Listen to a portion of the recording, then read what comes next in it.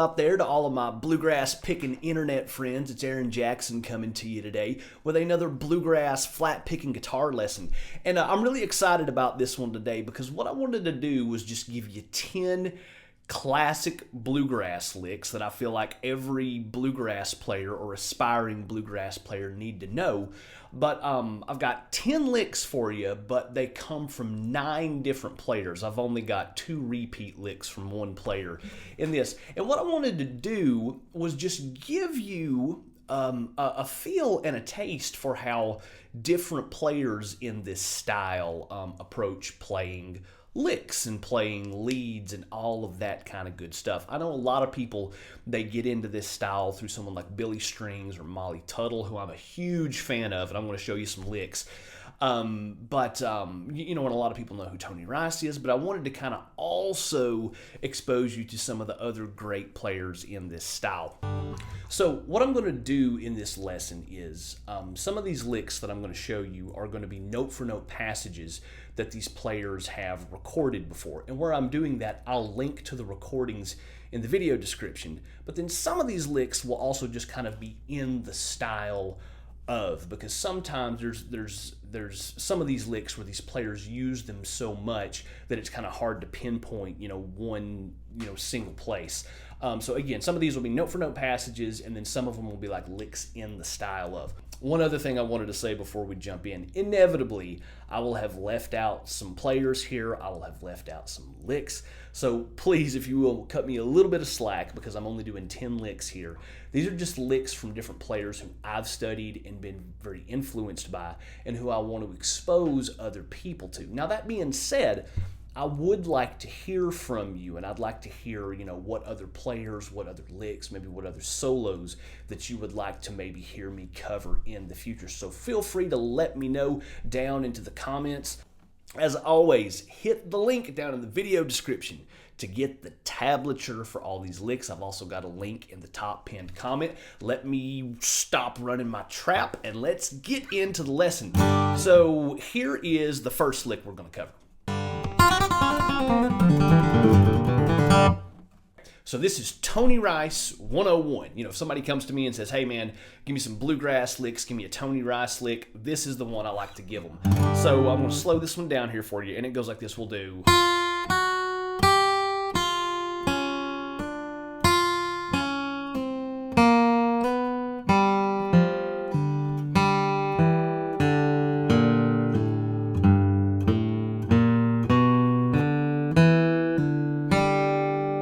Okay, so let me play it again.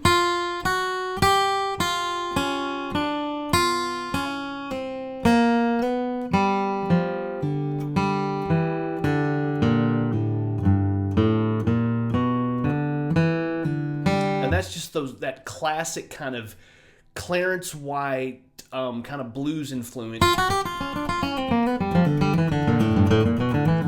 that Tony was so well known for. And even though he wasn't the first bluegrass player to start playing those kind of licks, like I said, I think a lot of that stuff starts with Clarence White, but he really, really took it to the next level and popularized that. And basically every bluegrass player since him has played licks similar to that, for sure. So one more time.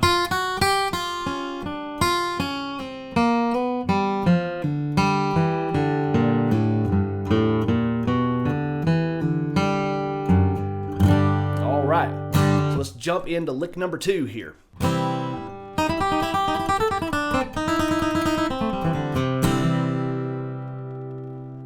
Okay, so this is a Doc Watson classic. The first time I ever heard this, so this was back in the day, probably 20 years ago when we still got music on CDs. I found a CD, it was called Foundations. The Doc Watson instrumental guitar collection, which I'll link down in the video here for you. And he plays this on a live recording that he does of the tune Billy in the Low Ground. And so I'll play the lick here for you. So we're going to do...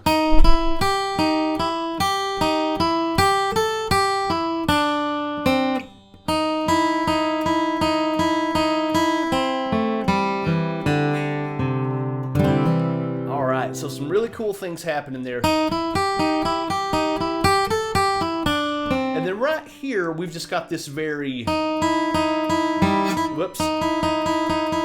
So he goes in between that second and first string. He does that 4 times. And then, so that little,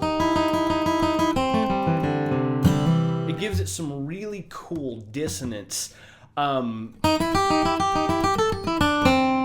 which is what he's doing on the first part of that lick. And then we do, okay? So that's a really cool Doc Watson idea. You can actually hear Billy Strings use a lot of those ideas. You know, in Dust in a Baggie, he'll do like, with that, it's kind of the same idea, and sometimes you'll hear him do like, that's a big Doc Watson influence there. So anyway, there's a fantastic Doc Watson lick. I'll play it one more time here.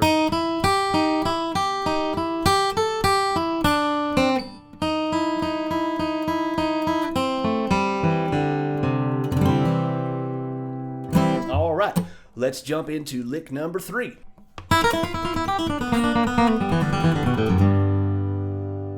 All right, so this is a lick that Billy Strings plays on the solo to the tune Cabin Song, which I think was featured in the Hunger Games. I love this little passage here because it goes like this. We'll do.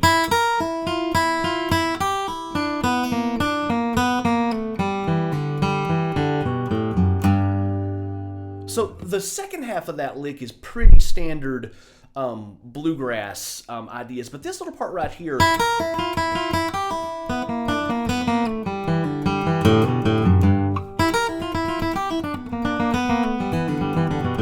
I just love that because it adds just a little bit of tension and a little bit of dissonance before it resolves and goes back into kind of our standard bluegrass passages.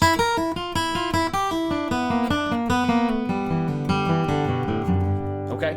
I just like contrasting that with some like Tony Rice.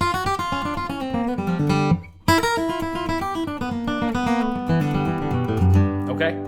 So that's just a great little passage that I think every bluegrass picker should kind of pick up on, because you can throw that into your solos and it gives it a little bit of tension, but then it resolves right after that. So that's a great one to learn and implement in your playing. All right, let's jump into lick number 4.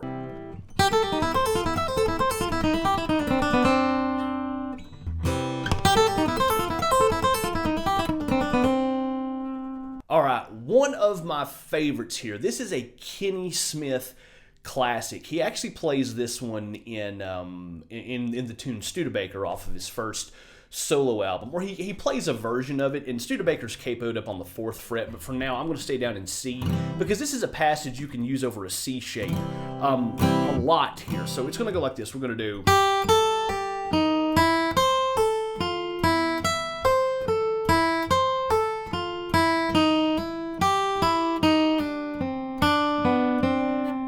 Okay?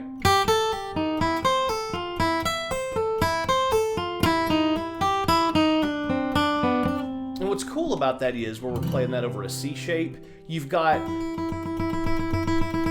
we're pulling off to the open 3rd string there, and that's the major 3rd out of C, so you can base these ideas around there. It's really cool.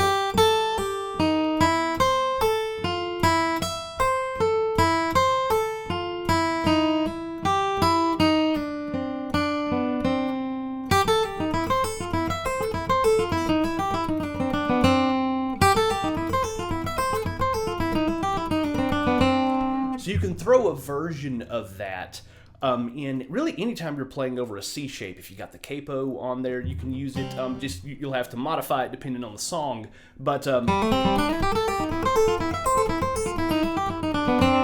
just a really, really cool lick out of C there. Again, that's most associated with Kenny Smith, and again, check out Studebaker to hear him really shred that idea. Let's jump into lick number 5.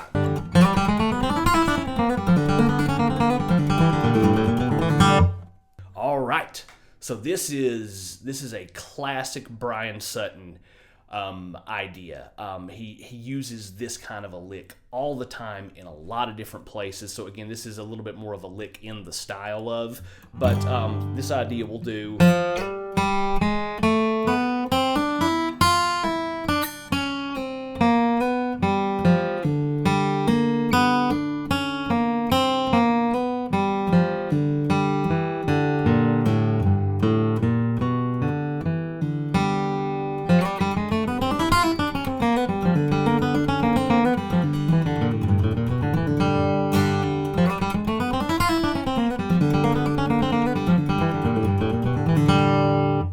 So a couple of things that really stand out in that lick is the where he throws in that little, it's a short little 16th note double triplet there.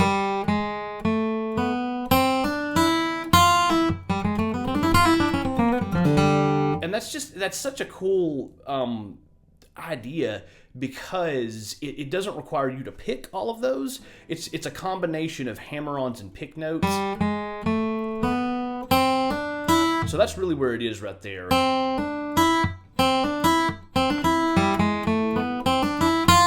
And then when you come down and do a downstroke on that note,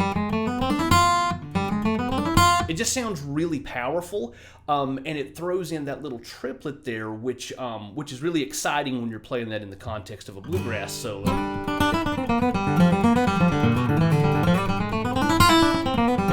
It's really cool, and Bryan uses that all of the time, all over the place. And then after that,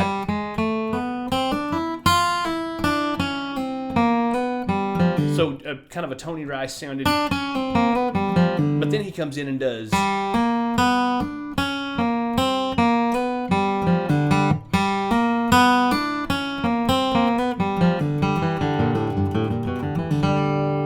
Okay, so again, one more time.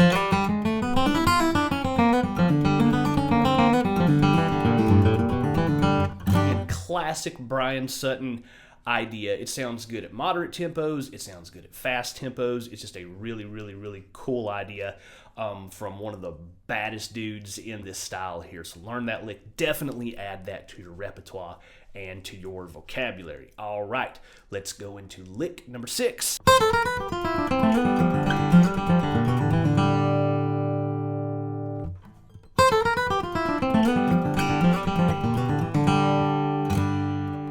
Okay, so I couldn't do this series without throwing in at least one like floating lick. And when I say a floating lick just makes deliberate use of open strings to give it a really kind of a cool, resonant, melodic sound.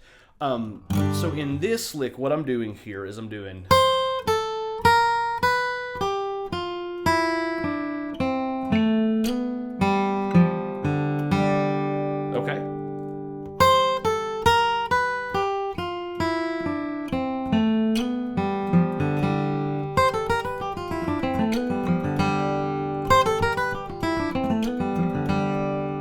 Okay, so what's really cool about that lick is again I'm making deliberate use of open strings, because I could also play that lick like this. I could do.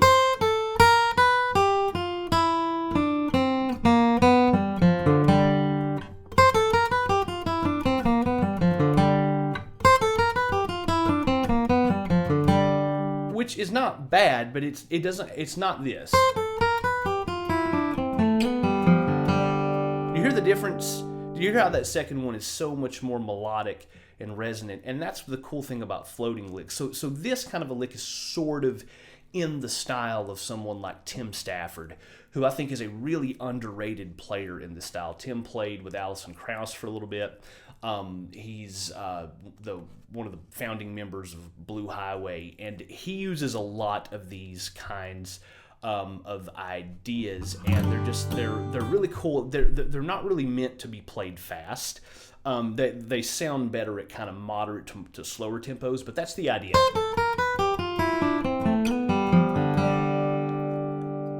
And so there's a bunch of different ways that you can use that.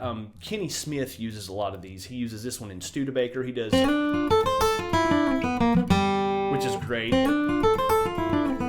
You can sometimes hear Mark O'Connor do something like. But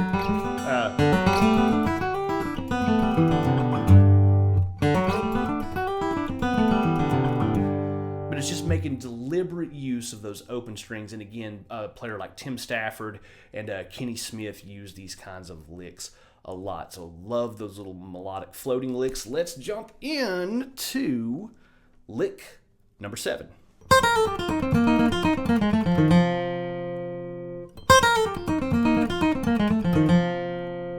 Tony Rice plays this lick at the end of the solo to Age from the Bluegrass Album Band. I think this is actually a Jim Croce song, but the Bluegrass Album Band covered it. And it's just.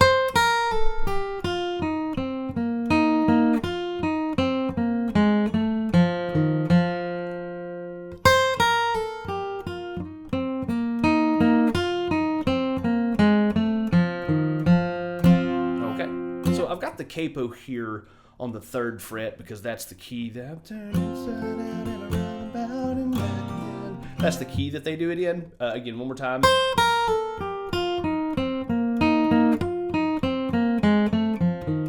So your pinky's got to be in shape in order to do that lick, right?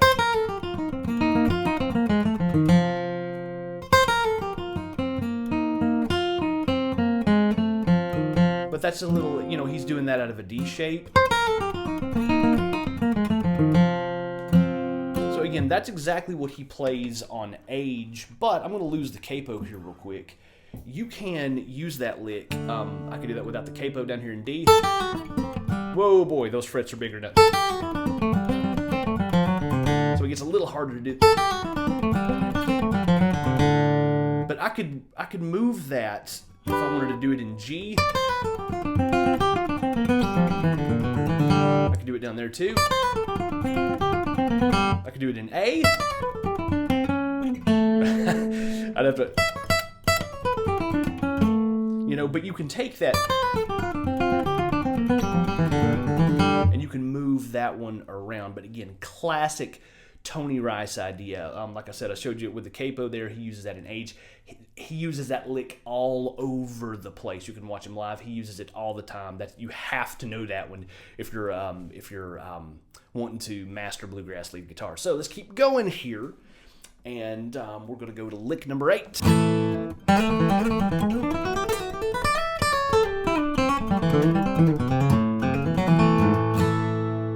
I freaking love this lick. Cody Kilby plays this, and I'm going back to Old Kentucky with Ricky Skaggs on his Tribute to the Father of Bluegrass album. And I love this lick.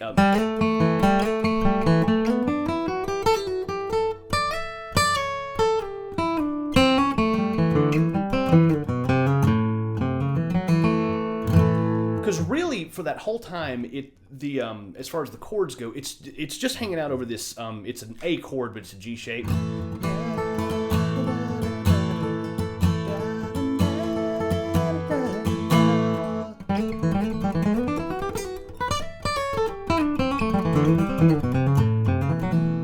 So we'll do.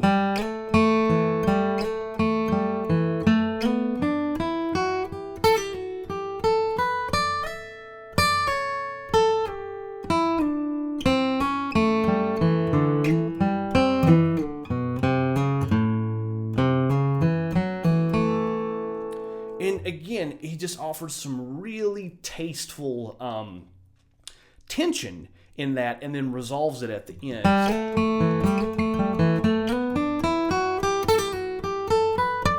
Whoops. What's so cool about that is that's over kind of like our flat 7 chord. But then we resolve back to the 5 of the 1 chord right there. And then he does this really cool kind of Mixolydian dominant 7.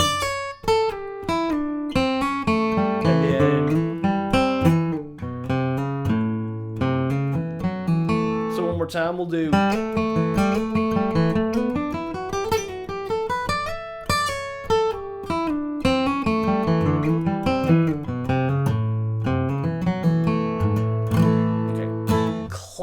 Classic Cody Kilby lick that you have to know for this style. So let's keep going, and now we're going to jump into lick number 9.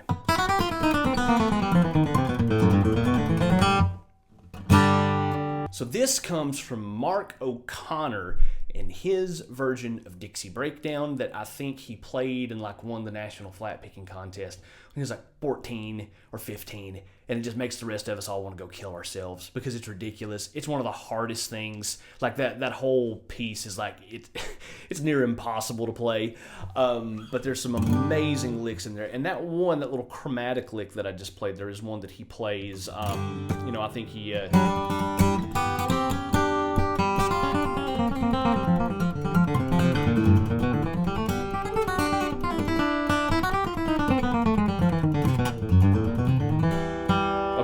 So let's do just the chromatic lick that we're gonna do.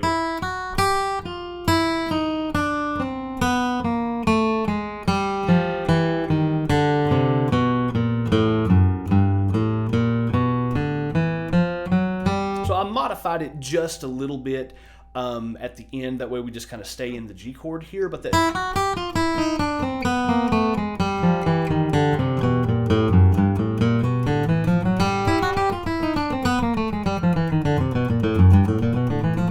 And you know, other players have used like different versions of that, but I really like that one because we start up here in kind of third position.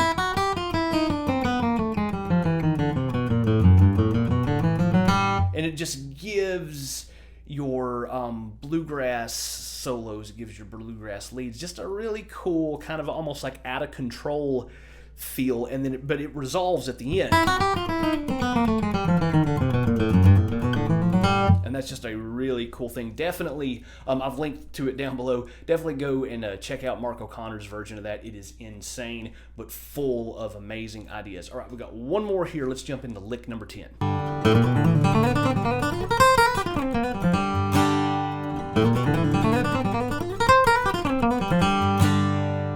Okay, so this is a David Grier passage that comes from a tune called Big Dirt Clyde.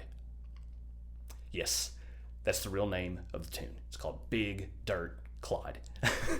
It's from the Lone Soldier album, and it's one of my favorite bluegrass position shifting runs because we start down here with the open strings, we come all the way up to the 8th fret and come back down again. I love this lick. I use it all the time, and it'll go like this. We'll do.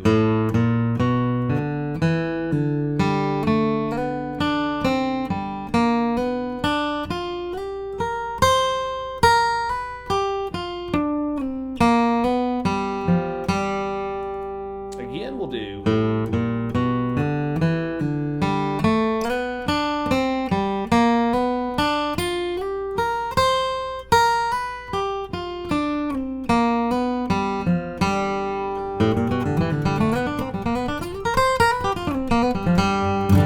So it's got a lot of this classic David Grier stuff, which is really what he's known for. Is well, he's known for a lot of things because he's an incredible player, but he uses a lot of slides.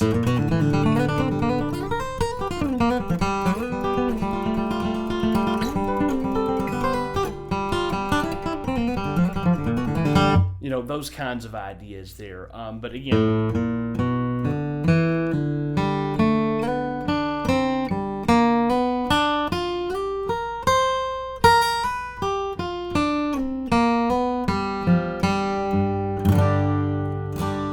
I've got that link down below. That is Big Dirt Clyde from David Grier, and he uses that lick in that tune.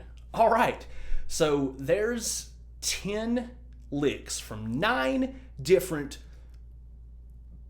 amazing, classic, and influential bluegrass players there. And what you can do, or what I like to do, is just take these ideas and kind of combine them. You know, there's so many different ways that you could do this. I'll just kind of riff around here for a second, but I mean, you know.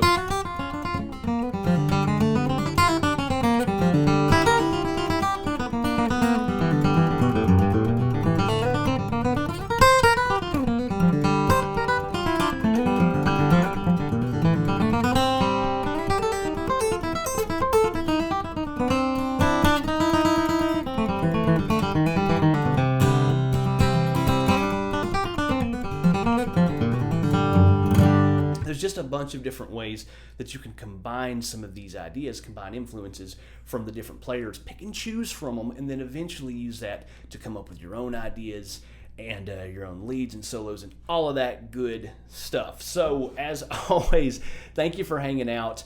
This was a fun, I've been wanting to make this one for a while, just because I wanted to just expose you to some other different players in this style. So again, hit the video description to get the tabs for this. Hit the link in the top pinned comment also to get the tabs. As always, I appreciate you hanging out, and I will see you next time.